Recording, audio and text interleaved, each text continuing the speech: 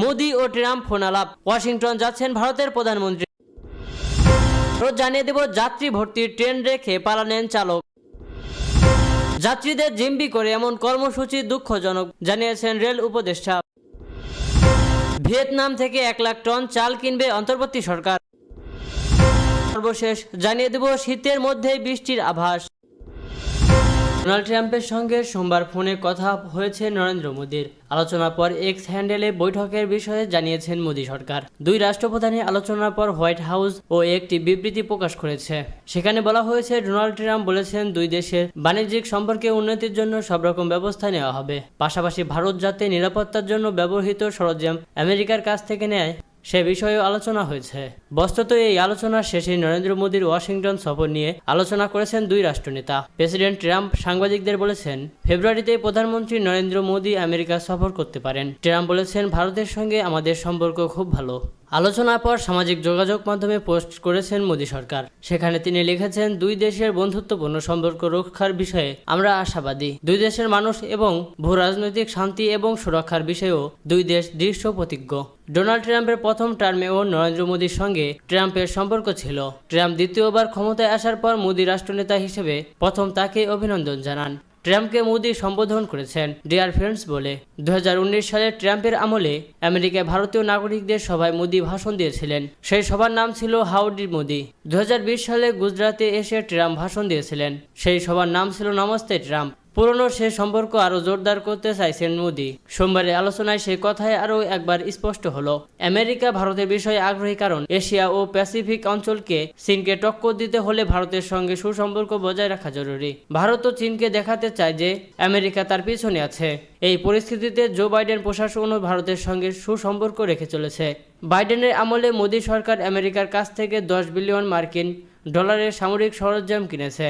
তবে ট্রাম্পের আমলে ভারত ও আমেরিকা বাণিজ্যিক সম্পর্ক কোনো পথে যাবে তা নিয়ে নানা মহলে আলোচনা আছে। কারণ ট্রাম্প ভারতকে ট্যারিফ কিং হিসেবে আগে চিহ্নিত করেছেন। ট্রাম্প যদি ভারতের পণ্যের উপর অতিরিক্ত শুল্ক ধার্য করেন, যেমন তিনি ইতিমধ্যে বেশ কিছু দেশের সঙ্গে করেছেন, তাহলে ভারতের ব্যবসা মার খাবে বলে বিশেষজ্ঞদের ধারণা। ভারতীয় সেনার সাবেক লেফটেন্যান্ট জেনারেল তথা সামরিক বিশেষজ্ঞ উৎপল ভট্টাচার্য ডয়চে ভেলেকে জানিয়েছেন, চীনকে ঠান্ডা রাখতে আমেরিকার ভারতকে প্রয়োজন।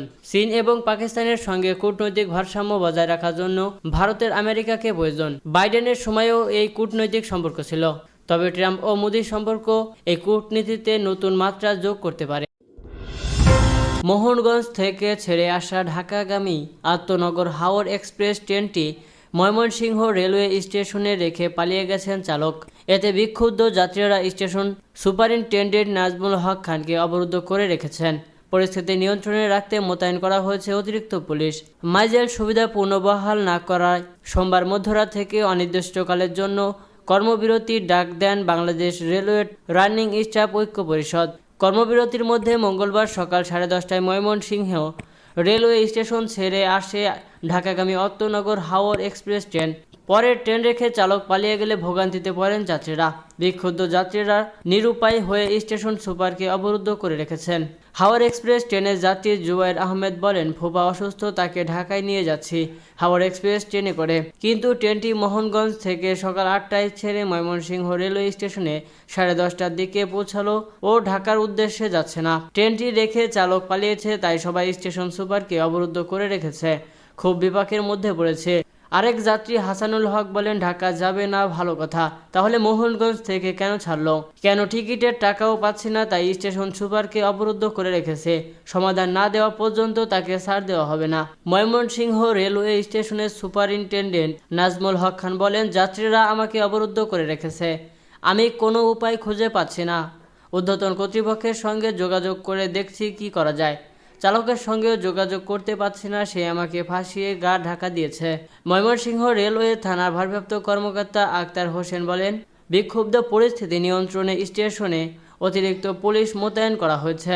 সাধারণ যাত্রীদের বোঝানোর চেষ্টা করছি, তাদের বিকল্প পথে ঢাকায় পাঠানোর আলোচনা হচ্ছে। ট্রেনটিতে প্রায় 5 শতাধিক যাত্রী রয়েছে।